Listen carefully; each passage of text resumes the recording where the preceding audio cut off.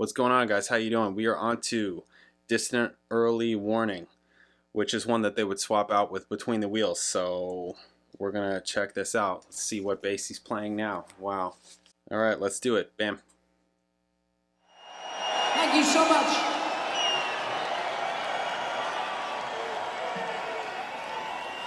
Continuing in reverse. Okay, this is the. To go to an album called Grace Under Pressure. This is a Zonitas. Recorded in Quebec. This is Distant Early Which Warning. I remember when I checked out Losing It with Ben Mink.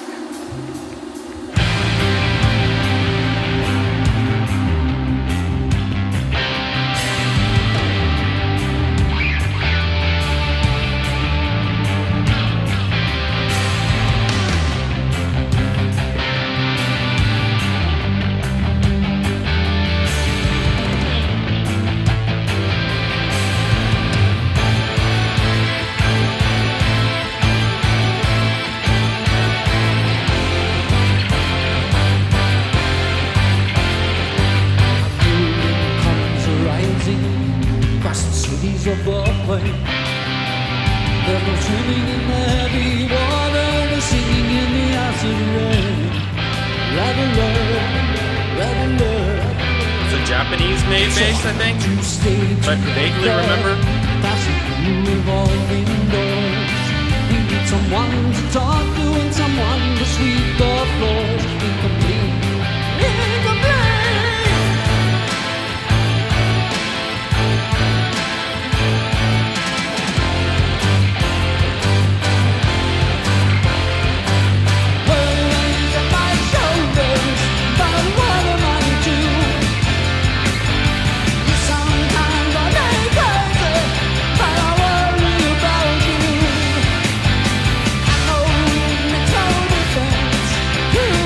Going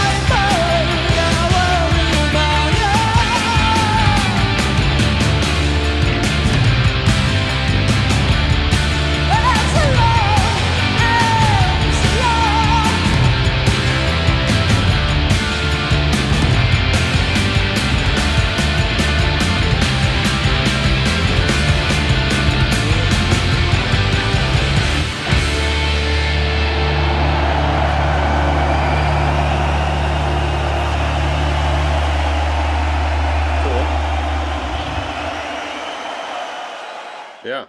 All right. It's cool. Yeah, I mean, even that bass, like it sounds the same as, more or less the same as all the others, right? So okay, let's see these Zonitas. Yeah, see this book. It showed up like this. Literally showed up like this. It had like a bite out of one of the pages. I don't know why. So the reason why I remember that it's this bass, probably this one, right, is because I know that I've seen this Losing It Ben Mink before. I don't know if it was requested way back when or what, but I remember, because I remember looking up what that bass is. What is this bass? What is this bass? And I think the video got blocked because I couldn't find it on the channel. And people were saying that Ben Mink, maybe that has to do with Ben Mink, blocks or whatever. So that may happen again. It may not go up, but I have two versions because I have the version with Jonathan Dinklage also, which hopefully I'll get one of them up. So anyways, and I remember he was playing the Zonitas on there. So this is a 1992 Zonitas Daisley Black metal top. Okay, oh, UK. In the 1990s, I was introduced to Zonitas guitars by a friend in St. Louis who had a very impressive collection of them. They didn't mean much to me beyond their obvious aesthetic beauty, but they did sound great. Once I started my own collection, I set out to learn more about Tony Z and to seek out one of his rare and gorgeous basses for myself. Enter Bob Daisley. Bob was not only the current owner of Ronnie Lane's iconic Zonitas bass, but he also had another, one that Tony made for him in 1992, and after some good-natured back and forth, he kindly agreed to overcharge me for it. He took this bass on the R40 tour to play on Distant Early Warning. There you go. It has a raucous and ballsy sound with a lot of low end. Thanks, Bob. He kindly agreed to overcharge me for it. That's funny. That's freaking funny. Yeah, they are very... Okay, so England. Sorry. I don't know why I thought they were Japanese. But anyways, they are very, maybe this is why? Anyways. Very ornate. Nice looking. I mean, the fact that there's metal on there makes me wonder how heavy they are. Who knows? But very cool. But okay, they all basically sound, like I said before, they all basically sound similar because I read that they're running everything through one of those fractals, right? One of those fractal, whatever those things are, those preamp, like things that you kind of, simulation kind of things where, well, let's look up exactly what they are. I mean, I know what they are, but let's look up just for technical reasons. Okay, fractal audio. The Fractal Audio Systems family of processors includes 3 different products, each built on the same industry-leading amp modeling, speaker cab simulation, effects, and flexible foot control. So, it's amp modeling. That's literally what it is. So it's like, instead of having an amp, which Geddy hasn't had an amp in forever now, right? I feel like he was pretty early on that stuff, actually, which is cool. It's to simulate an amp and all the combinations. So instead of just having whatever, if you're a guitar player, your Marshall stack, but you also want a Fender Twin or whatever, you have all that in this unit. And let's say you want a 112 speaker, but then over here you want 212s, and over here you want 410s or whatever, you can adjust all that stuff and you can figure out your combinations and get all. So he's running one of these systems and he's got a preset for every one of his basses so that the tone and the sound and the volume difference and just the differences between all the different basses that he's going back and forth on are all smoothed out. So it's like an easy transition. Does that make sense? That's what's going on. He's using one of those systems. A lot of people use them now. It's big. There's these fractal systems, and then there's another one. Kemper is another one that guitar players use. I think it's a similar kind of thing. Let's see what Kemper says. They don't even say specifically what they are. They just could jump right into it. Yeah, similar kind of thing. This looks more like it's also like a head. It looks like you can run cabinets with this one. Yeah, the profiler. All right. This is the Kemper profiler. The profiler ships with hundreds of amps and rigs pre-installed.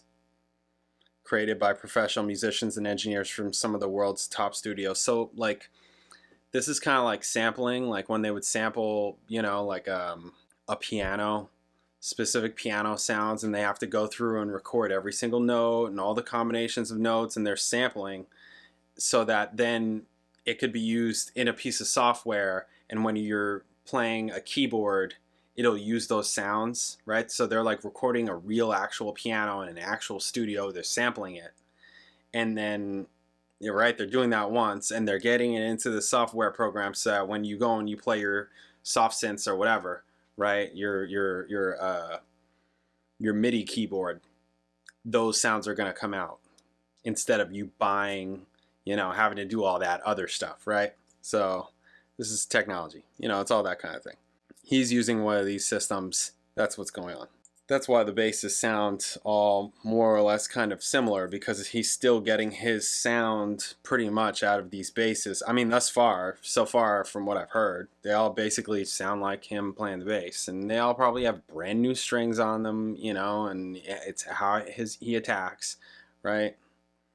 But even tonally, it's basically, they're pretty similar. It's pretty much all the same. I mean, I'd really have to go back and like seriously like and like to nitpick tonally if there's any differences.